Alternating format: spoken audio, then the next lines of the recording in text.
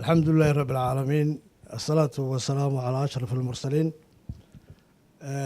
دمانتين مدحوينها جمهورية سوماليلاند وسيرده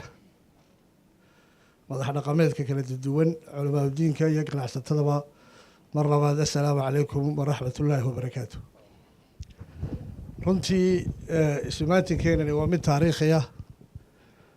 oo uu garan karo madaxweyne faciisaas oo kala ahi madaxweynaha jamhuuriyadda Soomaaliland uu soo yeeray inuu inala dardaarmo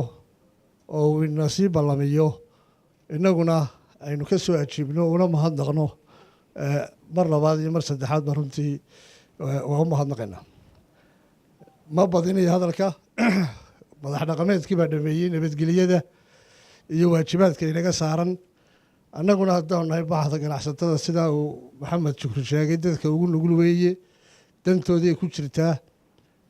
inay ka shaqeeyaan nabadgelyada waana ballan qaadaynaa waxaan yar xusayaa inaan laba goor labadaba u soo joogay marxaladaha adag madaxweynaheenna markii beligubadle la joogay sida uu xilka uga degay iyadoo dadku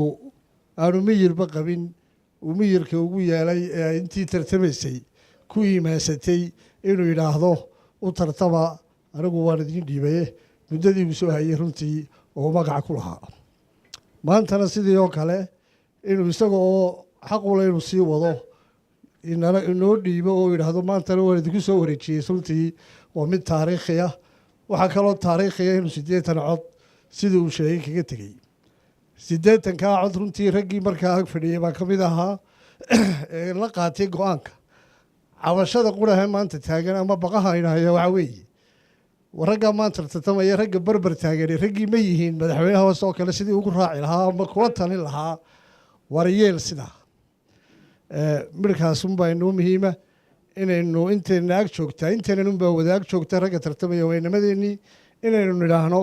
wixii soo baxa ha lagu qanaco oo ha ka soo baxa guddida doorashooyinka sida aynu ballan qaadnay baynu u midoobaynaa waxaa kaloo xusid mudan bishan 5 shir ku lahaa Nairobi aan qolo ganacsataa la ballansanaa waxay ii soo direen message ay leeyihiin haymani waa nabadgelyo darre haymani Nairobi waa magaalooyinkii ay isugu iman jireen dadka oo dhamme ee ummadda oo dhamme fadhiday dowladaha oo dhamme ayaa maanta waxay maraysaa doorashadii ka dhacday in la yidhaahdo haymanina nabadgelyadiina ma ballan qaadi karnay ilaahay sidaa inagama dhigo waa ducaysanaynaa mar labaad iyo mar saddexaadba madaxweynahana waa u mahadnaqaynaa guusha aynu gaadhsiiyey wasalaamu calaykum waraxmatullaahi wabarakaatu.